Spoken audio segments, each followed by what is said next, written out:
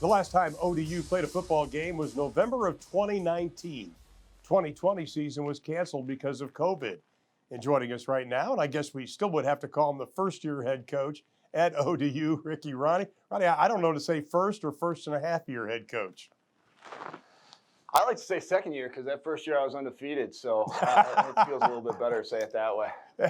I guess you were. Coach, you made a great comment, and I think a lot of coaches would agree with that. When you said you had more empathy for the players than the coaches for what they had to go through last season. Would you expound on that a little bit? You know, I just think these guys, they work so hard. One of the reasons football is such a great sport and people have so much passion about it is because there is a limited season. And people put so much time and effort into preparing for the season, and it builds up the excitement from the fans and everybody else. And so I think that that's one of the things that's just so critical is that, our guys were putting in so much work, and I was asking them to do so many things, and our staff was putting in so much work, and I was, all over these guys and trying to, get them to, execute, our vision as a program and those sort of things. And then, to have it go down the way it did, that was really hard. It was hard. It's hard to put that much effort and time and love and investment into something and have it taken away. But I think it was a really good lesson for our guys because, that's life. No matter how hard you work and do some of the things, it's not always going to work out the way you want. And it's about how you respond and how you move on to the next challenge and the next opportunity. Well, this may be trying to put too big of a silver lining on it, but you did have 2 spring practices and 1 fall practice in order to put the new scheme in, get relationships with these players. Do you think that helped a little bit in just overcoming everything we've had to go through? Well, we had the 1 spring practice and some fall practices. Yeah, we were able to get that. We actually didn't get spring practice the year before. So the silver lining was that we were able to really concentrate on fundamentals, concentrate on developing relationships with our guys, concentrate on developing a culture without the pressure of having to win right now and win a game that was happening. And I do think that that's something that is going to pay dividends in the long run. I think our guys have really bought into the culture we're trying to build and those sort of things. And ultimately, just the fundamentals that we're teaching, I mean, we were able to just absolutely harp on that. And our guys are probably a little bit sick and tired of hearing me say same foot, same shoulder, and near knee up and all those sort of things. And they're probably sick of a lot of the fundamentals that we're teaching, but it is, I know it's working because they make fun of me about it. And that's usually when they're working is when they start getting on you about some things. Now, when you were at Penn State, you had a high-powered offense, 34 points a game around there. We expect kind of the same thing, I think, for Old Dominion. But the question is, has the quarterback situation been solved? Not yet. Still working that out. I feel really good about it. We have 3 guys who have played in meaningful college football games. So that's something we're probably above a lot of teams in our conference in terms of that. Guys who have played and guys who have produced and that sort of thing. So, we're going to let them battle it out here in camp and let them get going. We'll make a decision probably, with 2 weeks before game time. And then, quite frankly, we'll kind of announce it, right before game time, and keep that little secret of our team and that sort of thing. But I feel really confident with the guys that we have battling for that job right now and just really the preparation they put in, not only all spring, but this summer as well. Will we see the no-huddle spread type of attack? Of course. Yeah. We don't use the word huddle. We say congregate. So we won't even do that. And we also will never be under center. So, I've told all of our fans to, just make sure that we all understand on 4th and 1, we will still be in shotgun. And I firmly believe in that. And, that there's some things that, I'm willing to adapt and change to fit our personnel, but there's some core beliefs I have, and that's certainly one of them. Well, you talk about fundamentals and how you've been stressing it during the practices you have had. Fundamentals are very important on the defensive side of the football. A lot of people feel you just run at somebody, try to tackle them and hit them. Talk about your defense and the fundamentals they've learned and how the defense will be this year. Coach Seiler, our defensive coordinator, is an unbelievable coach. He's not only a good fundamental coach, but he's also a great X's and O guy. And everything is very detailed and worked out, and there's a plan for everything and a reason for everything. And he's done an unbelievable job. And nothing's, willy-nilly. Everything has been thought about for hours and hours and hours on end. And he's asked me a lot of questions about how I would think an offense would attack certain things and things like that. And our defense, our defensive staff really works well together, and I think they communicate the plan well to defense. The fundamentals of tackling is really the key in today's day and age. You've got to tackle. And that's the number one thing that we work on, and we work on it a lot without ever bringing a guy to the ground. I mean, you can work on fundamentals of tackling without even having any pads on. So I think that that's something that we've really stressed on, is being in great football position, and those sort of things, and making sure that we can tackle. And quite frankly, we worked on it as a team, because in special teams, you've got to tackle, and our offensive players need to make a big impact on special teams. Will the secondary be the strength of the defense, do you think? A lot of people ask me what our strengths and weaknesses and all those sort of things. I just firmly believe that everything works together. Our secondary will be a strength if our defensive line can put pressure, and our linebackers can put pressure. On the flip side of it, our secondary's got to cover long enough for those guys to get home.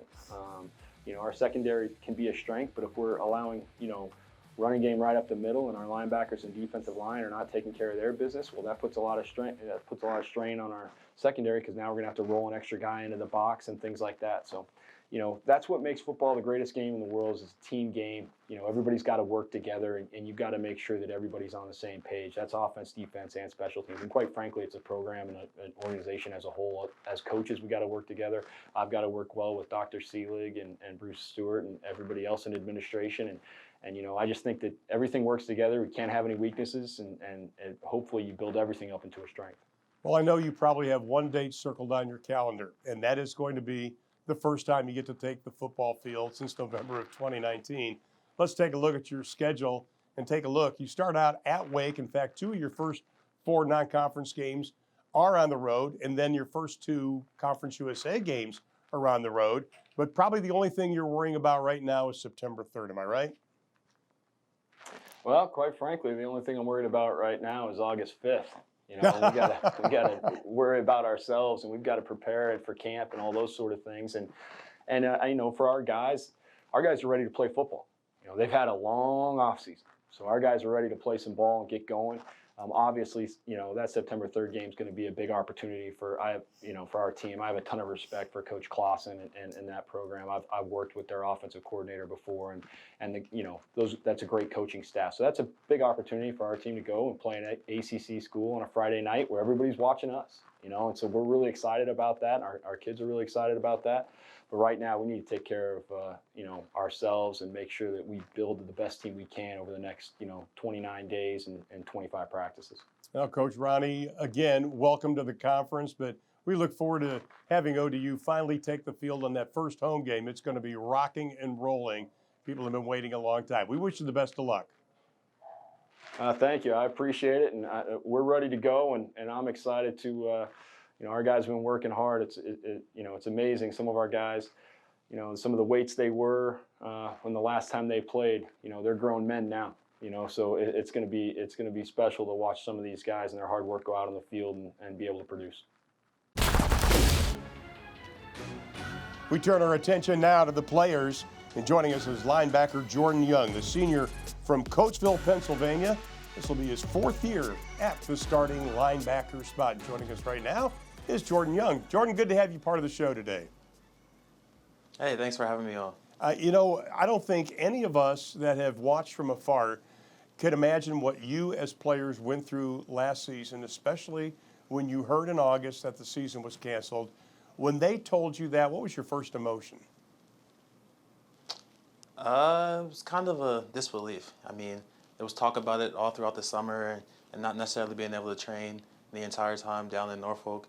It was kind of weird, kind of got a weird vibe throughout camp, and just getting the message the night before they actually officially announced it, saying that we weren't going to have practice the next day. It was kind of knew something was up.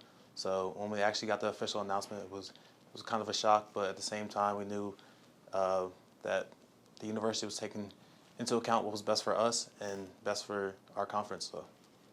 Was it tough to keep going at that point? I mean, there's not going to be any games. There's no chance of them reconsidering their decision. But was it tough to go and lift that extra weight or run that extra sprint when you weren't playing?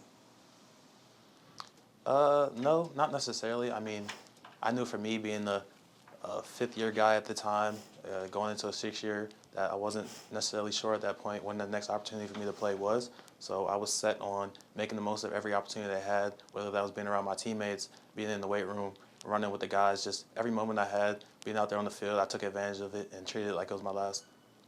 Well, now it's going to be your last season. Do you ever stop and think that where is the time gone and you can't believe that you'll be playing your final games for ODU?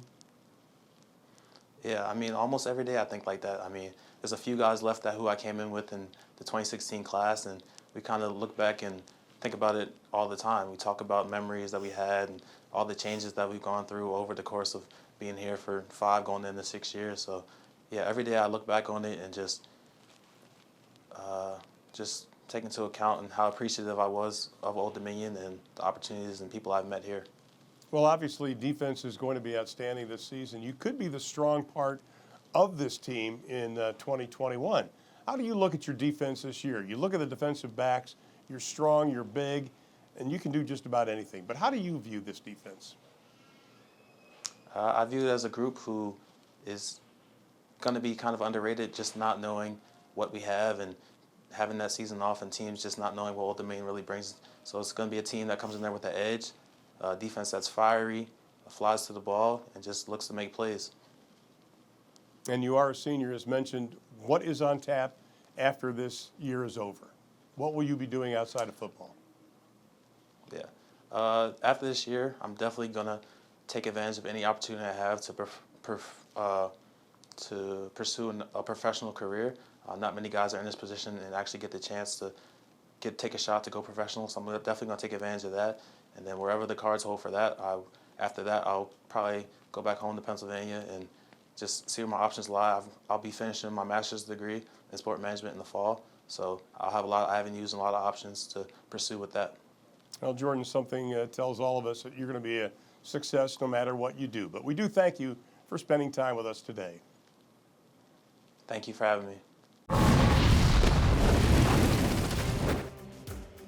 One of the mainstays of the offensive line for ODU has been Isaac Weaver, the senior out of Marietta, Georgia, Lassiter High School in 2019. He was honorable mention, Conference USA, and he is a 3-year starter, and he joins us right now. Isaac, good to have you part of the program today. Oh, thank you for having me. Okay, coming into what we thought would be the 2020 season, you had 35 career starts. You were on a roll, as mentioned. You were a member of Conference USA teams. But then they told you in August that the season was over. Did you think your career might have ended right then? Yeah, I mean, there was definitely a ton of uncertainty. No one really knew what was going to happen. It was, absolutely an unprecedented time. And I really didn't know what was going to happen with, my career, or the rest of the guys on the team. Luckily, Coach Ronnie and the rest of the staff, they invited me to come back and play this next season, and I'm extremely grateful for that opportunity. Was there a family member or Coach Ronnie you mentioned that you had to lean on during that time, because you said there was a lot of uncertainty? Who did you lean on? I think it was really just the entire team, the coaching staff included. We were all, we were one of a few people to have to go through something like that.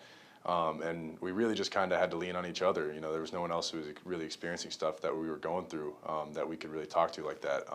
So just the fact that we were all there together is really, I think, what helped us the most.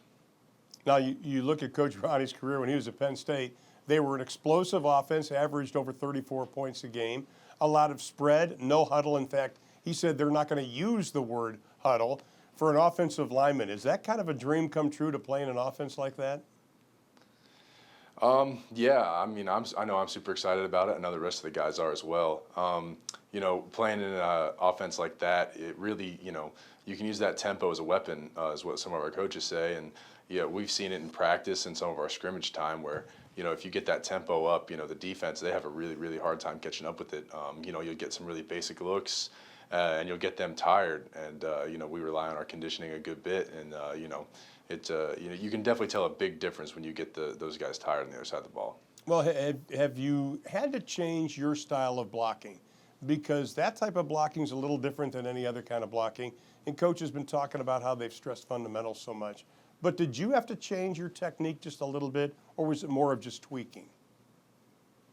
I think it was more so just tweaking. I think the biggest adjustment has been just the depth that they teach the offense, and I think at the end of the day, it's been a really big benefit to my game. It's really, opened up.